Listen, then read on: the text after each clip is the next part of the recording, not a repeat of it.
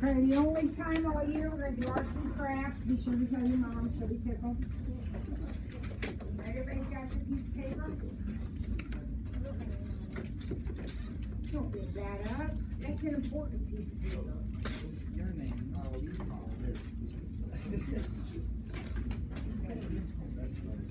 Alright, now here's what I want you to do, and I'm not going to give you any really specific directions, but here's what I want you to do. From your piece of paper that you have, I want you to rip out as best you can. This isn't, we're not going to grade this, okay? It doesn't have to be perfect. But rip out as best you can square corners. So rip out a square, whatever size you want, but I want it to be a square from each corner. Now, I took out this size square, so I'm going to take out the same size square, but your squares can be bigger or littler than mine, it doesn't matter. But cut out, or rip out squares from each corner. Okay? You'll see what we're doing in a minute. But for now, let's take them out. Doesn't have to be perfect, doesn't have to measure. No, we'd like the idea is the squares are the same size on your paper.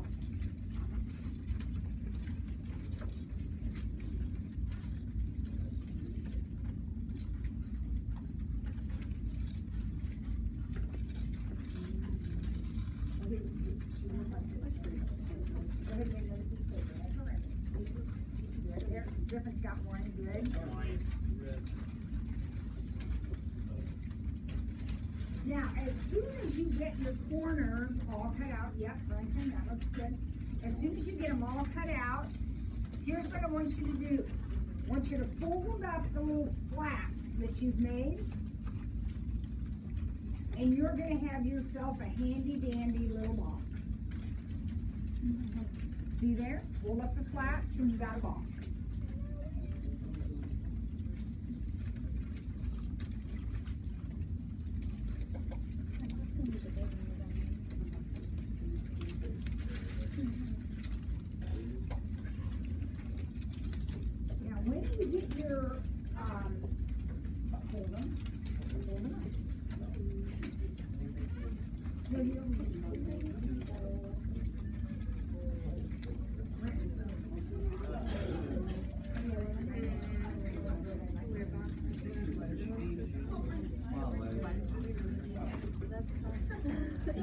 Now, I don't know that you all started with exactly the same size sheet of paper, but I think maybe you did. And I want you to look at something. Take a look at this little box. And then look at this box. Okay? And look at some other boxes. They're different. Everybody started with the same size paper, followed the same directions, but we ended up with different size boxes. Why is that? Why did our boxes end up different sizes?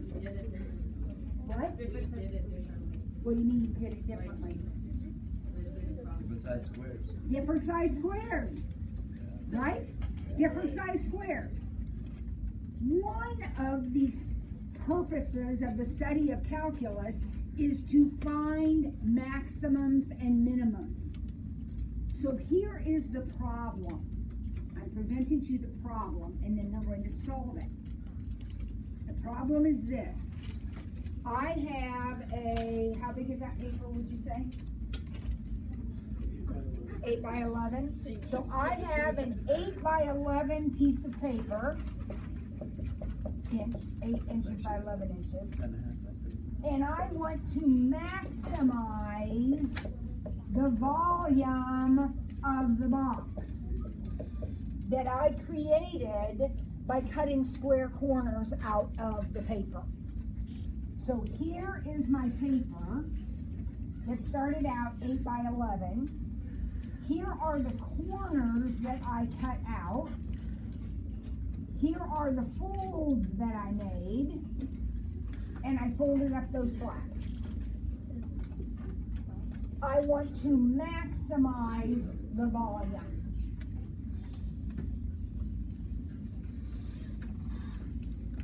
All right? During NWEA, I'm working on your test, all right? We're getting ready. It's close. We're in 1-7 right now. Won't be long. Question number 1. Right here. Now, it's not 8 by 11, but it's this question. Okay? So the first thing you're going to have to do is write an equation for the volume of the box. We're going to maximize this volume. We need to know what is the volume. What is the equation? Well, it's a box, a rectangular solid. How do you find the volume of a rectangular solid? What's the formula? Length times width times height. All right, so let's look at your box. The length started out as 11, right? But you took a chunk out here and a chunk out here, and Chuck said that's the variable. That's the thing that determines how big your box is, how much your box will hold. Did you take out tiny little corners or did you take out great big corners? So if your paper was 11 inches to start with, but you took off an X piece down here and an X piece up here, how long is your actual box? So it'd be 11 minus 2x. Now, gang, what if the paper was 15 inches long? Then it would be 15 minus 2x. Because no matter how big the paper is, you're taking a chunk off both ends of it, right? Now, what's the width of my paper? Remember, it was 8, but I took these pieces off, so what is that? 8 minus 2x. Now, what's the height of my box? When you you can't see it on the blackboard, but when you folded it up, it had height now. What is that height? That's x. The height is x. There is the formula for volume. No need to multiply it out. If I were in a calculus class and I were doing this problem by hand, I would have to multiply it out. But we're going to put it in our calculator. But before we do that, there's one more question. Remember, this is a test question. Not just any. This is number 1 on the test. Number 1 question. First of all, write an equation. You did it. Now give me the domain of the function. This is going to help me with my graph. Don't you dare be typing anything in. You answer this question first. It is vital. Tell me about x. No. X could not be 100. Why could x not be 100? The paper's not big enough, right? So tell me where x can be. What can x be? I don't think x can be 10. I don't think it can be 7.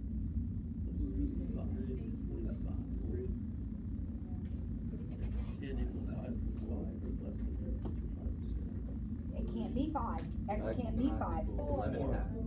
X can't be 4. 3, 2, 1. Less than 3. 3. X has to be less than. Less than, anything less than 4 will work. Now, why will anything less than 4 work?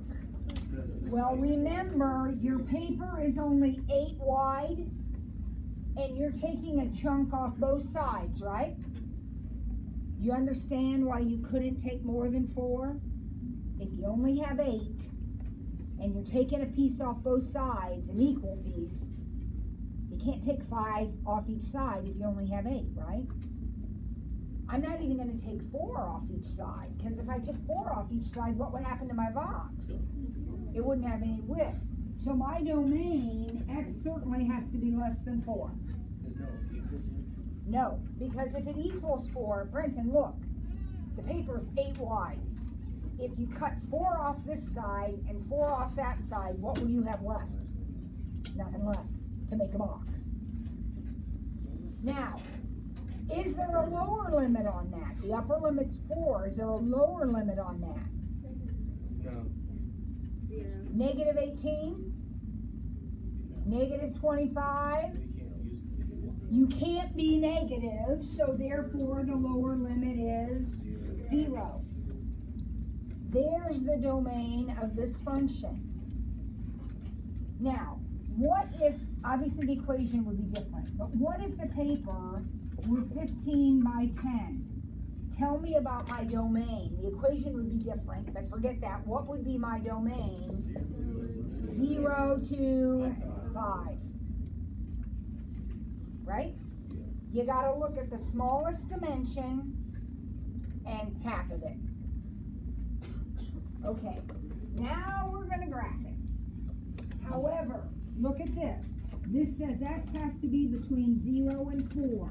This is x min, this is x max.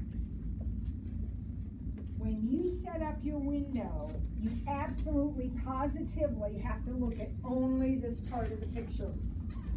This curve is gonna have lumps and bumps in it. I don't care about all those lumps and bumps. I only care about what happens right here. Y min, 0. Y max, no idea. That's the question. Maximum volume, I have no idea. So set it, graph it. If you see something like this, you're not big enough because you want to see the top of the hill. So just go to it. Michael, get your calculator out. When you type in this equation, just make sure you put in the parentheses. It'll be absolutely fine.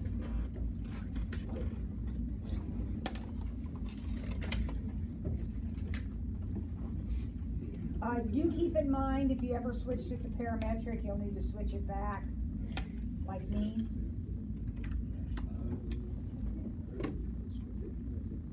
How do you switch it back? This board Go to mode, pick function.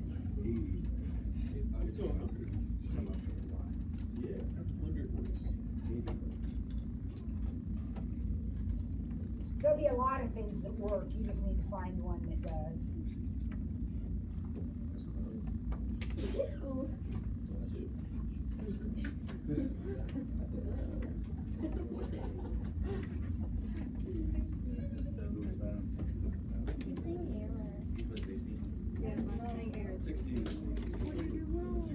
Make sure your step quad is turned off.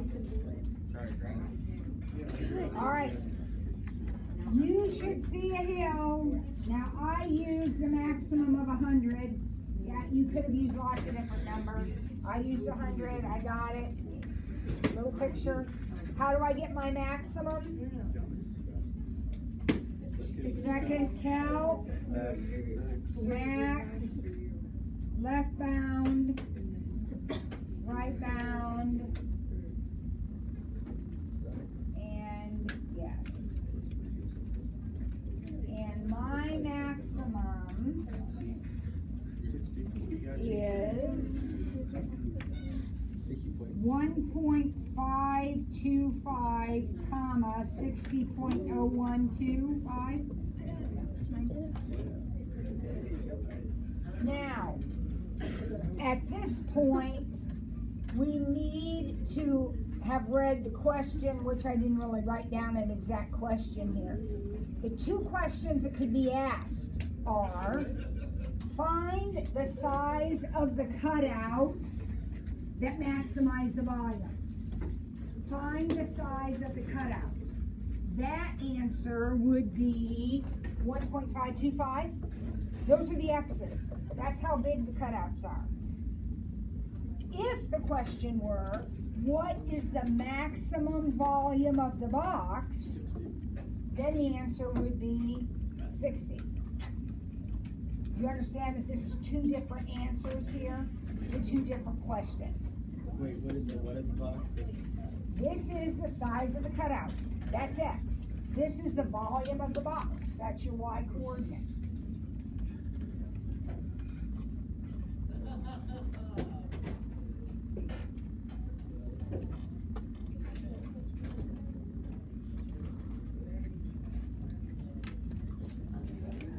All right, we're going to do one more. Then we'll be done. You're going to do it by yourself or with your partner. I mean, I'm not going to help you. You're going to do it. We're going to do this problem. Just so you can see.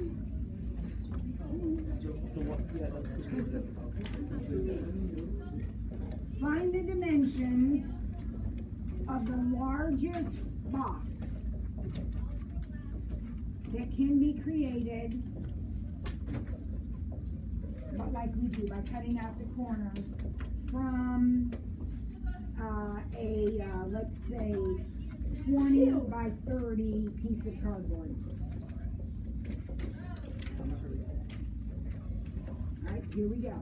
Here we go. The cardboard is 20 by 30. We're going to cut out the corners, pull up the flaps, find the dimensions of the largest box possible.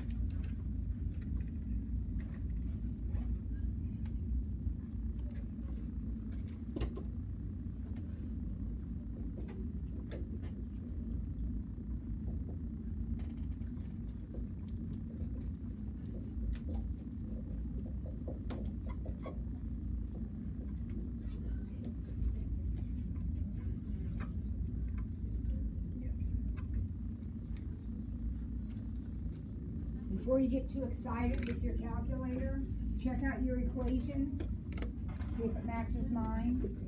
Check out your domain. I'm promising you, you're going to have to write these down on the test. So make sure you got the question, or excuse me, the equation, and make sure you got the domain. You put the X in because why do you put the X in?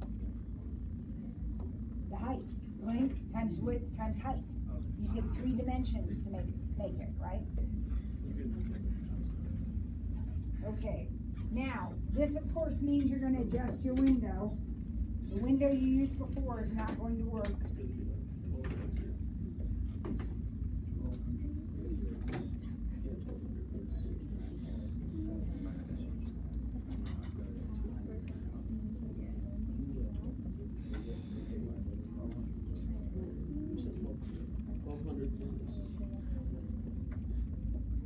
Yeah, 1,000's not big enough.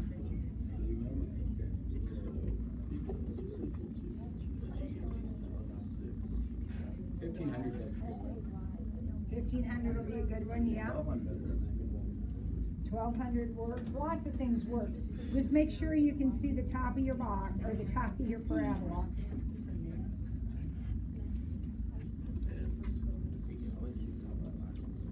I know. I want to see the top of the parabola.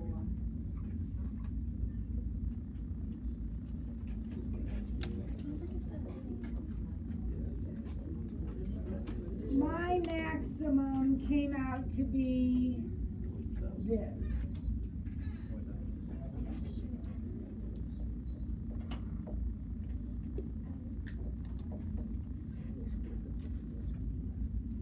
Tell me about you. Did your maximum turn out to be that point right there? All right, now wait, before you all just take off and rush out of here, you have not answered the question. So what a shame to do all that work and then not get full credit because you didn't answer the question. What do we mean by dimensions? We mean length, width, and height. So now we're going to take 30 minus 2 times 3.92, and that's 22.16. And then 20 minus 2 times 3.92, and that'll be 12.16, and then 3.92. So what are the dimensions of the box? The final answer to the problem? 22 by 12 by 3.92.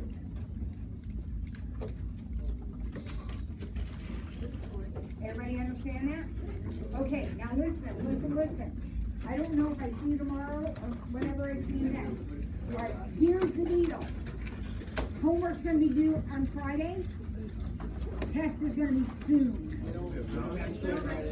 Okay, homework will be due next time we have school. Monday, I guess. But we may have a test on Monday. All right? So listen. Tomorrow we have a quiz. You know the graphs that you did on the board? Tomorrow, we'll have a quiz like that, where I'll give you a shape and then ask you to graph some things. Make sure your boxes get in the recycle, please. Our boxes should go in the recycle, what? See, I want some gum. Look at your X's, honey. Your X's are supposed to be 0 to 10. You're asking it to graph way more than you need to, okay? Yes. Yes. Let's put all these in the recycle.